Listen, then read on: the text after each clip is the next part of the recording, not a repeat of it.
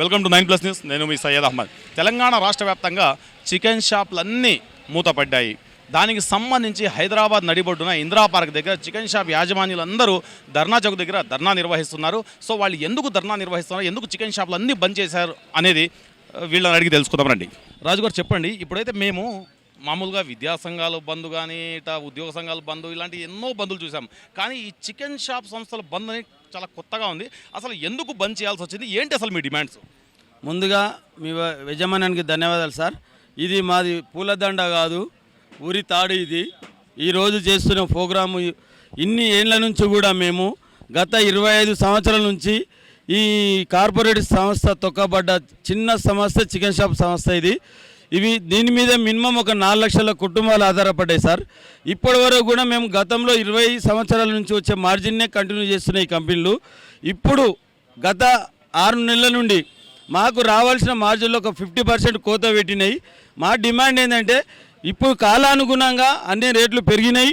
దానికి తగ్గట్టు ₹1, ₹2, ₹4, ₹10 పెంచాల్సింది పోయి ఇప్పుడున్న కాలానికి ఇంకా మార్జిన్ తగ్గించి మా పొట్టలు కొడుతున్నాయి, వాళ్ళ పొట్టలు నింపుకుంటున్నారు. కాబట్టి మాకు జరుగుతున్న అన్యాయము గవర్నమెంట్ దృష్టికి పోయే విధంగా ఇక్కడ ఈరోజు తెలంగాణ వ్యాప్తంగా ధర్నాలకు పిలిపియడం జరిగింది. మేము ఇక్కడ ఇందిరా పార్క్ దగ్గర ధర్నా చౌక్లో కూర్చోవడం జరిగింది ఈరోజు. ఓకే, అసలు దీని గురించి ఇంతకు ముందు కూడా మీరు ప్రభుత్వ దృష్టికి తీసుకెళ్లారా? ఇంతకుముందు ప్రభుత్వం దృష్టికి తీసుకోపోలేదు సార్. మాకు ఏదైతే రేటు డిసైడ్ చేస్తుందో పేపర్లో వెన్కప్ కంపెనీ అని ఉంటుంది, ఆ వెన్కప్ కంపెనీ దృష్టికి తీసుకుపోవడం జరిగింది. వాళ్ళు నాన్చుడు ధోరణితోని చూస్తాము, మేము పైకి పంపించినాము వస్తుంది, మా చేతిలో ఏం లేదనే ధోరణి నాన్స్తున్నారు. కాబట్టి దీంట్లో ఇప్పుడు ఇక్కడ గవర్నమెంట్ దృష్టికి తీసుకుపోయే విధంగానే మా కార్యాచరణలో భాగంగానే ఇక్కడ కూర్చొని గవర్నమెంట్కి మా నిరసన తెలుపుతున్నాం సార్. అన్న చెప్పండి, మీరైతే డైరెక్ట్ ఉరితాడే వేసుకున్నారు. ఇప్పుడు ఈ మార్జిన్ సమస్య అనేది ఈ మధ్య వచ్చిందా, లేకపోతే ఇంతకు ముందు నుండి కూడా ఉందా? ఏదేమైనా కానీ 24 కంపెనీలకి పెద్ద దిక్కుగా నిర్ణయాలు డిసైడ్ చేసేది వెన్కాప్ కంపెనీ. సెకండ్ కంపెనీ వచ్చేసేసి ఓపెన్గా చెప్తున్నాను, స్నేహ వెన్కాప్ వాళ్ళు తలుచుకుంటే మాకు ఈరోజు ఈ బాధలు లేవు. స్నేహ కంపెనీ కానీ వెన్కాప్ కంపెనీ కానీ ఒక మంచి నిర్ణయం తీసుకుంటే మేము రోడ్డు ఎక్కాల్సిన అవసరం లేదు. ఈరోజు మాకు ఆర్థికంగా మీరు చేసే విధానాలతోని ఇవాళ 1వ తారీఖు ఉన్నా కానీ పోయిన నెలల అప్పులే ఒక్కొక్క షాపులు 20,000, 30,000 రూపాయలు మైనస్లో ఉన్నారు. అది మీకు మనస్ఫూర్తిగా తెలుసు. కావాల్సుకొని మీరు ఏం చేస్తున్నారు, వీళ్ళని కొట్టొద్దు తిట్టొద్దు, మార్జిన్ అనేది తక్కువ చేస్తే మార్కెట్లో ఉండేటోడు ఉంటాడు, పోయేటోడు పోతాడు. తర్వాత మనం డిసైడ్ చేసిందే రాజ్యం, ఏలిందే ప్రభుత్వం అంటే ఆ సంస్థ అన్నట్టుగా వీళ్ళ నిర్ణయాలు ఉన్నాయి. మరీ ముఖ్యంగా చరిత్రలో ఏ చికెన్ షాపుకు సంబంధించిన వ్యక్తులు కానీ ఓనర్లు కానీ ఇంత దారుణమైన పరిస్థితులలో ఈరోజు రోడ్ ఎక్కిన హిస్టరీ అనేది లేదు. దీంట్లో మెయిన్గా గవర్నమెంట్ కల్పించుకొని ఉమ్మడి హైదరాబాద్, సికింద్రాబాద్ జంట నగరాలకు ఆనుకుని ఉన్నటువంటి కొన్ని వేల కుటుంబాలు ఈరోజు బాధపడుతూ ఉన్నాయి. మీరు కంపెనీలో వాళ్ళకి అనుకూలంగా మీరు కూడా ఆలోచన చేసి మాకు సామాన్య మానవునికి ఆమోగ్యదంగా ఉండే రేట్లు మీరే నిర్ణయించాలి. గవర్నమెంట్ 100% దీంట్లో ఇన్వాల్వ్ కావాలి. ఎందుకు కావాలంటే పౌల్ట్రీ పరిశ్రమలో గవర్నమెంట్ నుంచి వెళ్ళి లోన్లు తీసుకున్నారు, రాయితీలు తీసుకున్నారు, రుణమాఫీలు తీసుకున్నారు. మరి వాళ్ళ ఏమో సంవత్సరానికి 100 కోట్లు టర్నోవర్లు పెరుగుతూ ఉన్నాయి. మా బతుకులలో మార్పు రాలేదు. ఇది మేము ఖచ్చితంగా గవర్నమెంట్ దృష్టికి తీసుకుపోవాలని చెప్పేసి ఈ నిర్ణయం తీసుకోవడం జరిగింది. రానున్న రోజులలో డిస్ట్రిక్ట్ లెవెల్లో, మండల లెవెల్లో కూడా, గ్రామ స్థాయి లెవెల్లో కూడా పోరాటాలు జరుగుతాయి. ఇది కంపల్సరీ జరిగేది.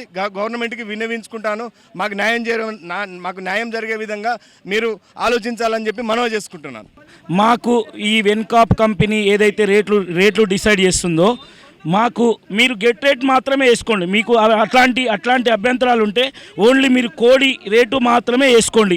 చికెన్ సెంటర్ సంస్థలు మొత్తం కలిసి ఒక రేటు నిర్ణయించుకొని మేము పేపరాలు ఇచ్చుకుంటాం. మీకు మా మార్జిన్ ఇచ్చే ఉద్దేశం లేకుంటే ఓన్లీ గెట్ రేటే వేసుకోవాలని చెప్పేసి నేను ఈ ప్రభుత్వం తరఫుకించి విన్నవించుకుంటున్నాను కంపెనీలందరికీ. మా మార్జిన్ మాకు కావాలా బస్. సార్ మీ పరిస్థితి ఇలా ఉంటే ఇప్పుడు రైతుల పరిస్థితి ఎలా ఉంటుంది ఒకసారి చెప్పండి సార్. రైతుల పరిస్థితి అంటే రైతులే లేకుండా చేశారు సార్. రైతు వెళ్తేనే రాజ్యం అన్నట్టు, రైతు బతుకుతేనే రాజ్యం అన్నట్టు ఆ రైతునే లేకుండా చేసిన ఈ కార్పొరేట్ సంస్థలు ఎలా అంటే సార్, కోడి పుట్టేది వెన్కప్ కంపెనీ దగ్గర. ఆ కోడి చిక్స్ మొత్తం ఎవరికి సప్లై చేయాలన్నా మార్కెట్లో నేషనల్ లెవెల్లో వాళ్ళకే సప్లై చేస్తారు, వాళ్ళే సప్లై చేయాలి. వాళ్ళు ఎట్లా అంటే నీ కంపెనీకి ఈ సంవత్సరం ఇన్ని, నీ కంపెనీకి ఈ సంవత్సరం ఇన్ని, నువ్వు నేను పంచుకుందాం, రైతుకు మాత్రం కోడి పిల్ల పోదు. ఏడనో ఉన్న ఒక 10% 5% ఉన్న రైతులకు ఏదో రూపంలో ఎవరో ఒక దగ్గర పోయి అడుక్కొని తీసుకొచ్చి వేసుకుంటే తప్ప దొరకదు.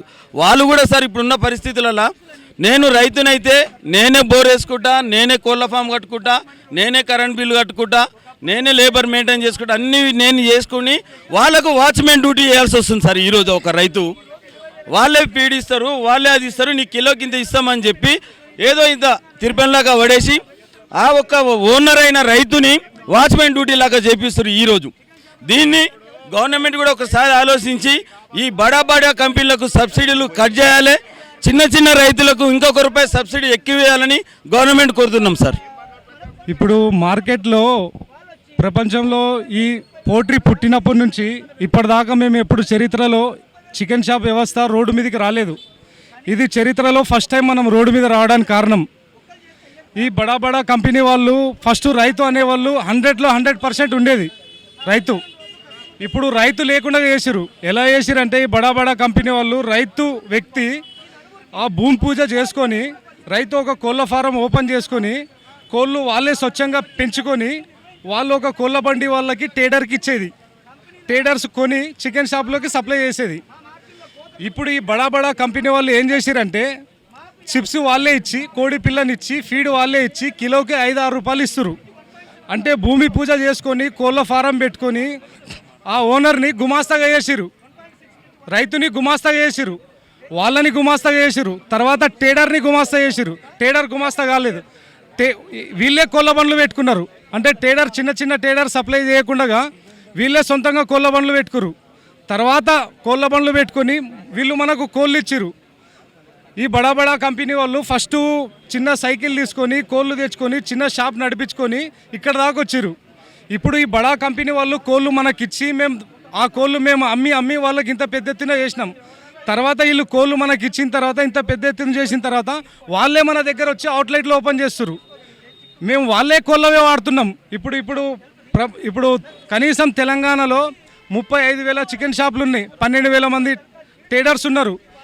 ఈ ప్రతి ఒక్క చికెన్ షాప్ వాళ్ళు బంద్ చేసినారు. మళ్ళీ వీళ్ళే ముందుకు వస్తలేరు బంద్ చేయడానికి. వాళ్ళకి అడిగితే బడా ఎంప్లాయీ వాళ్ళకి ఫోన్లు చేసి పర్సనల్గా అడిగితే మాయుగున చికెన్ షాప్ ఉన్నాయి కదా సాహిబ్ గారు, మాయుగున చికెన్ షాపులు ఉన్నాయి కదా, మనకున్న మార్జిన్ రావాలా కదా అని వాళ్ళు అంటున్నారు. ప్రస్తుతం చూసుకున్నట్లయితే ఈ పెద్ద బడా కంపెనీలు దళారులుగా వ్యవహరిస్తూ చిన్న చికెన్ షాపులకు అన్యాయం చేస్తున్నారని, వీళ్లకు న్యాయం చేయాలని తెలంగాణ రాష్ట్ర ప్రభుత్వాన్ని వీళ్ళు చికెన్ షాప్ యాజమాన్యులు విన్నవించుకుంటారు. లేని ఎడల ఈ ధర్నా ఈ ఒక్కరోజే కాదండి, నెల రోజులైనా మేము చేస్తామని వాళ్ళు తెలియజేస్తున్నారు. కెమెరామెన్ సునీల్తో సయ్యద్ అహ్మద్, 9+ న్యూస్.